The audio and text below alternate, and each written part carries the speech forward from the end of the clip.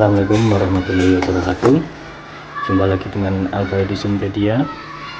Kali ini kita akan membahas soal latihan pretest PPG atau soal latihan UTM PLPG untuk guru SD atau guru kelas.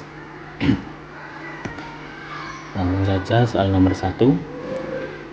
Dalam mengidentifikasi kasus kesulitan belajar dapat dilakukan dengan metode criterion reference yang bukan merupakan tahap. Metode criterion reference adalah A. Menetapkan angka nilai kualitatif minimal yang dapat diterima, misalnya 5,0 atau 6,0. B. Membandingkan prestasi dari setiap siswa dengan angka nilai batas lulus tersebut. Secara teoritis, mereka yang angka nilai prestasinya berada di bawah lulus sudah dapat diduga sebagai siswa yang mengalami kesulitan belajar. C. Menganalisis kemampuan peserta didik. D. Menghimpun siswa yang diduga mengalami kesulitan belajar serta mencari siswa yang mengalami gejala terparah atau yang nilainya jauh di bawah siswa penderita kesulitan belajar lainnya. Jawaban yang benar adalah D. Menganalisis kemampuan peserta didik.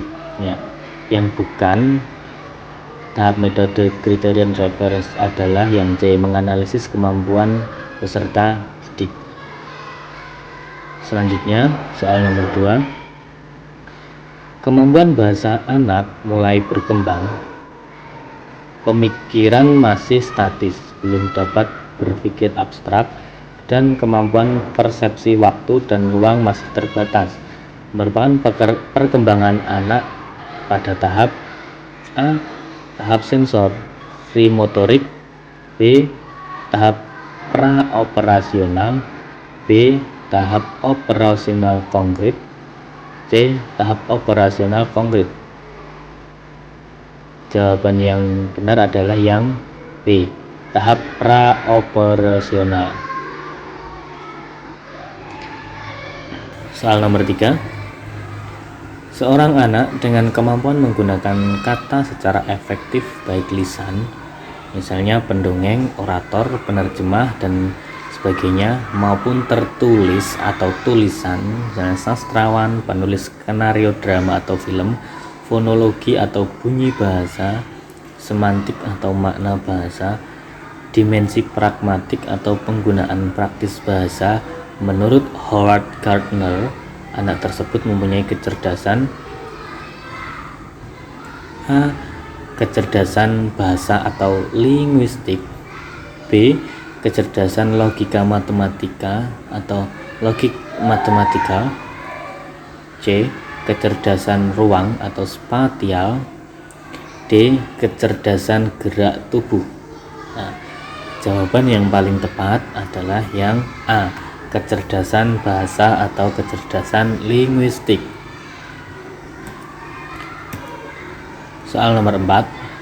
Untuk mengetahui kemampuan awal peserta didik, seorang pendidik dapat melakukan A. Pengayaan materi pelajaran. B. Refleksi. C. Latar belakang peserta didik. D. Tes awal atau pre-test. Jawaban yang tepat adalah yang D. Tes awal atau pre-test. Soal nomor 5. Salah satu unsur strategi pembelajaran adalah mengidentifikasi dan menetapkan spesifikasi dan kualifikasi hasil atau output dan sasaran atau target yang harus dicapai dengan mempertimbangkan aspirasi dan selera masyarakat yang memerlukannya. Menurut Newman and Logan atau Abin Samsudin Makmun tahun 2003, penerapan dari unsur strategi di atas dalam konteks pembelajaran adalah menetapkan spesifikasi dan kualifikasi tujuan pembelajaran, yakni perubahan profil perilaku dan pribadi peserta didik. B. Mempertimbangkan dan memilih sistem pendekatan pembelajaran yang dipandang paling efektif. C. Mempertimbangkan dan menetapkan langkah-langkah atau prosedur, metode, dan teknik pembelajaran. D. Menetapkan norma-norma dan batas minimum ukuran keberhasilan atau kriteria dan ukuran baku keberhasilan. Jawaban yang tepat adalah yang A. Menetapkan spesifikasi dan kualifikasi tujuan pembelajaran, yakni perubahan profil perilaku dan pribadi peserta didik. Selanjutnya, soal nomor 6. Dalam kompetensi pedagogik guru, menguasai teori belajar dan prinsip-prinsip pembelajaran yang mendidik. Dalam prinsip pembelajaran yang mendidik, guru harus A. Melaksanakan proses pembelajaran sesuai jadwal. B. Menerapkan berbagai pendekatan, strategi, metode, dan teknik pembelajaran yang mendidik secara kreatif dalam mata pelajaran yang diampu. C. Menggunakan strategi pembelajaran. D. Hanya menggunakan teknik pembelajaran. Jawaban yang tepat adalah yang B. Menerapkan berbagai pendekatan, strategi, metode, dan teknik pembelajaran yang mendidik secara kreatif dalam mata pelajaran yang diampu. Soal nomor 7. Yang ditekankan di dalam strategi pembelajaran interaktif adalah A. Membangun inisiatif individu, kemandirian, dan peningkatan diri. B. Diskusi dan saring di antara peserta didik. C. Pembelajaran didominasi arahan dari guru. D. Proses penyampaian materi secara verbal. Jawaban yang tepat adalah yang B. Ya, strategi pembelajaran interaktifnya adalah yang diskusi dan saring di antara peserta didik. Soal nomor 8. Pada kurikulum 2013, penyusunan kurikulum dimulai dengan menetapkan SKL berdasarkan kesiapan siswa, tujuan pendidikan nasional, dan kebutuhan. Setelah kompetensi ditetapkan, kemudian ditentukan kurikulum yang terdiri dari kerangka dasar kurikulum dan struktur kurikulum.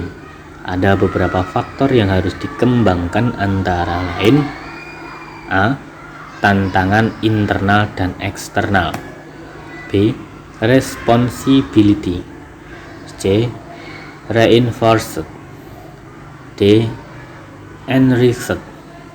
Jawaban yang tepat adalah yang A. Tantangan internal dan eksternal.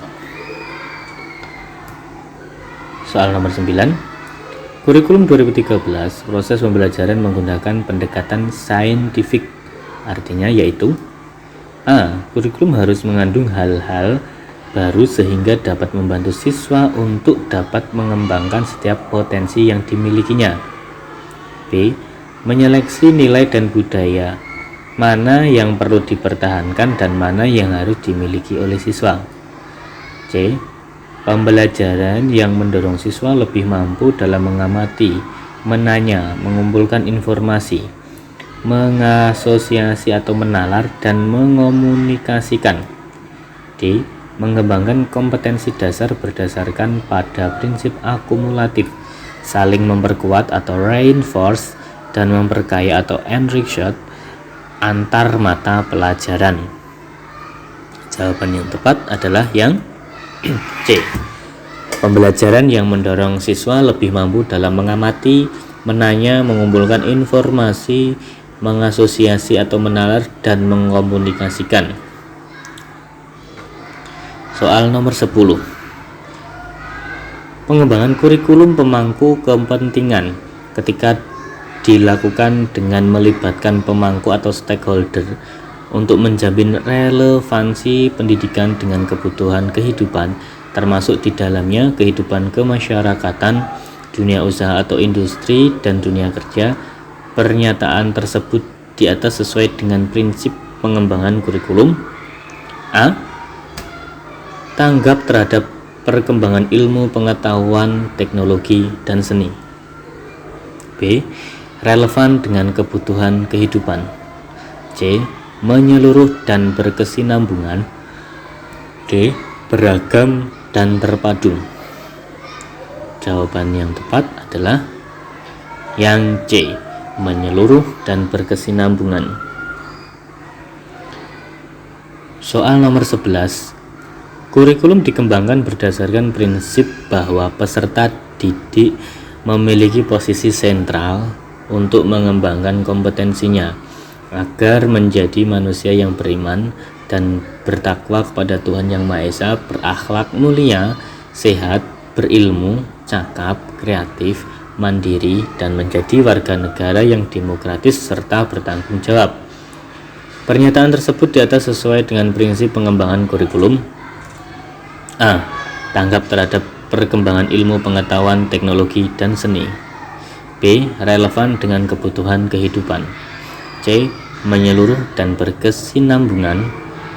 D. Beragam dan terpadu. Jawaban yang tepat adalah yang D, beragam dan terpadu. Soal nomor 12.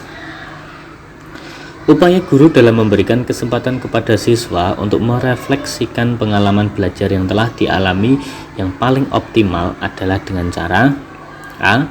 Guru memberikan tes atau pekerjaan rumah setiap akhir pelajaran. B. Guru menggunakan pertanyaan terarah maupun pertanyaan bersifat penelusuran saat pembelajaran berlangsung. C. Guru mewawancarai setiap siswa tentang capaian atau masalah belajar yang dihadapi siswa dalam belajar. D. Guru menugaskan siswa untuk menuliskan kesulitan siswa dalam belajar. Jawaban yang tepat adalah yang B. Guru menggunakan pertanyaan terarah maupun pertanyaan bersifat penelusuran saat pembelajaran berlangsung. Soal nomor 13. Upaya merancang pengayaan bagi peserta didik yang mencapai ketuntasan belajar optimal tampak dalam kegiatan guru sebagai berikut. A.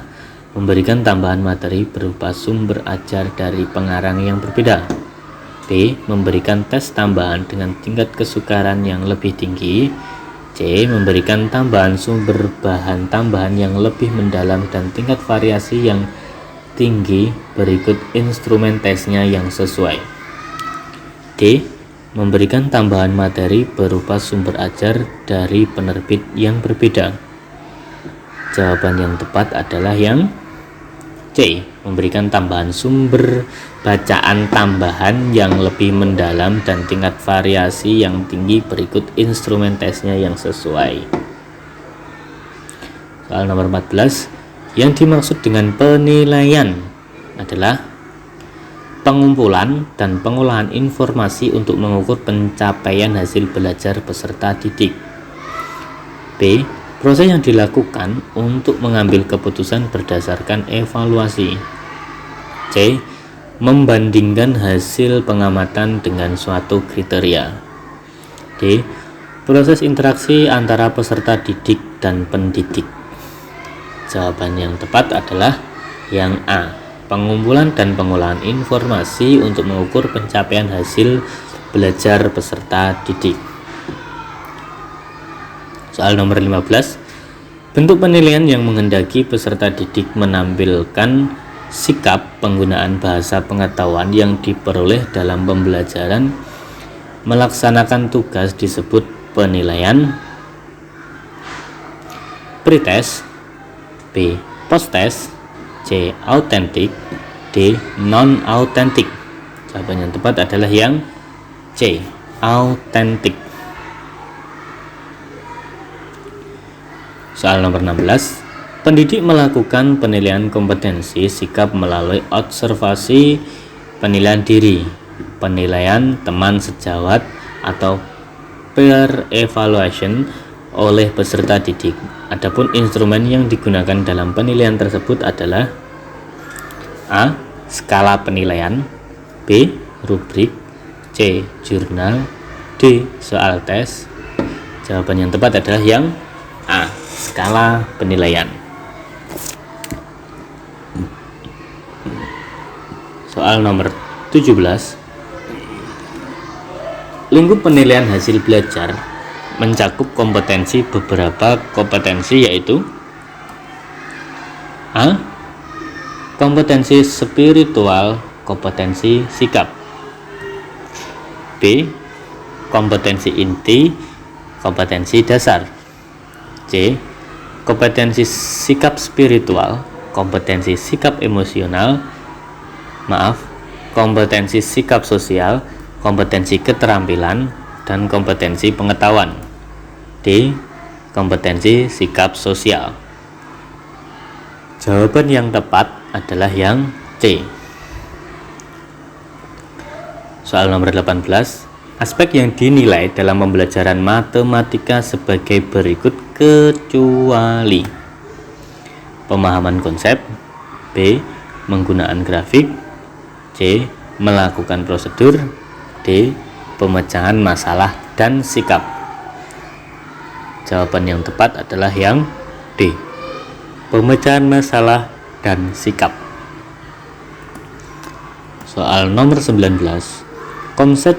Konsep menyodorkan berbagai situasi kepada siswa dan mendorong siswa untuk menyelidiki, mencari jawabannya adalah konsep dan strategi. A. Discovery learning, B.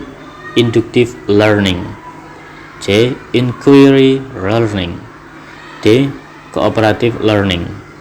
Jawaban yang tepat adalah yang C. Inquiry learning. Soal nomor 20. Guru membentuk kelompok belajar dan memberikan tugas pada tiap kelompok. Setiap anggota dari suatu kelompok memberikan tugas dan fungsi tertentu, sehingga jika salah satu tidak menjalankan tugasnya, maka pekerjaan kelompok tersebut tidak dapat diselesaikan. Karakteristik dari strategi pembelajaran tersebut adalah: A. Tugas kelompok, B. Diskusi kelompok kecil, C. Pelajaran langsung atau direct teaching, D. Belajar kooperatif atau cooperative learning. Jawaban yang tepat adalah yang